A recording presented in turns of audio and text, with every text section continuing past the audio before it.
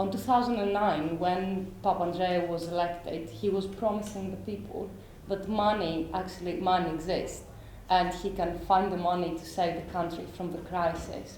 A year after he was elected in a Greek island, he was announcing that Greece is entering the IMF, and we will be seeking the help from the European, from the Central European Bank and the IMF.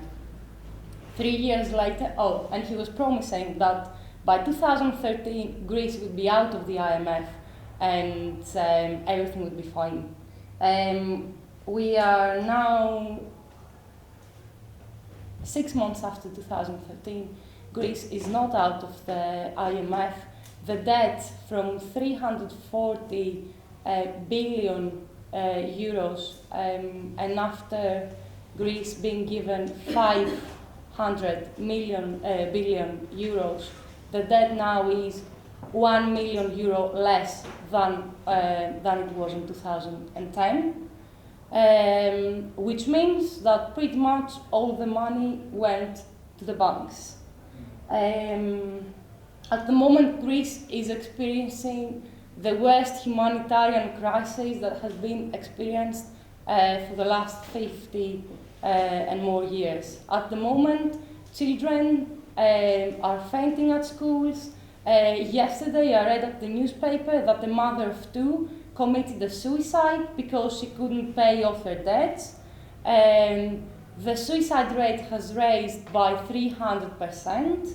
The unemployment between the youth has reached 60%, 60%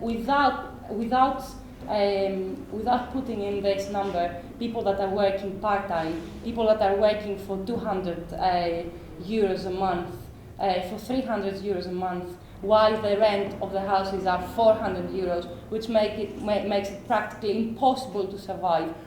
Personally, all of my friends at my age are unemployed, and they live with their parents. They're experiencing a serious depression because they feel that they have no role in the society.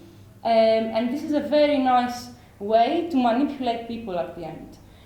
People are being fired from their jobs at their 60s. People like my father that are at their 60s are thinking of migrating to countries that they might have a better future without even speaking the language.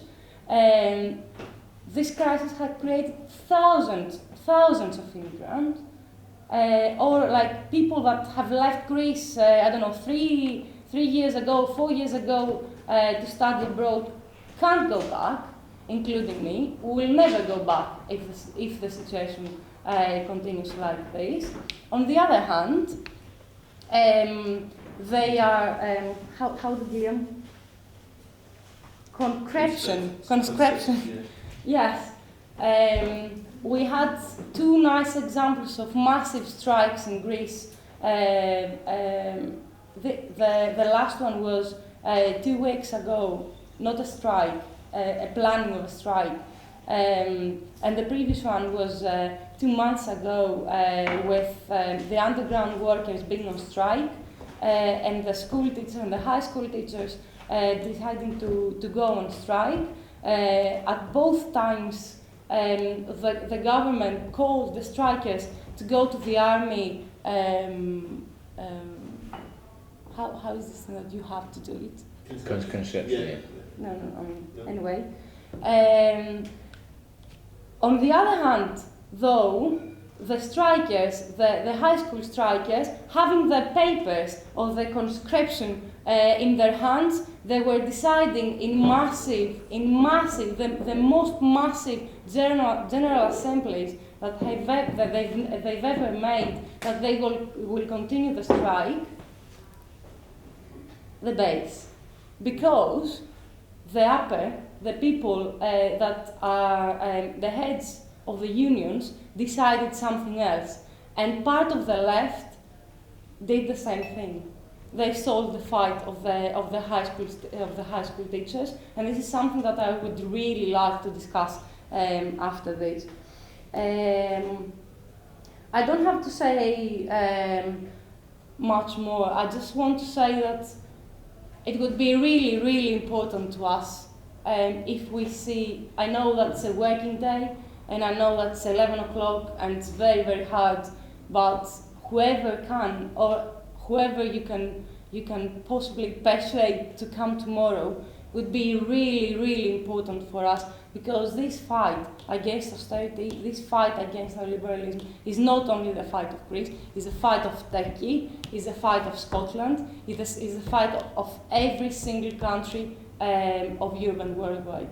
So this is not just solidarity to the Greeks that are suffering. This is an exercise for what is going to happen here and everywhere. That's what I want to say. So we can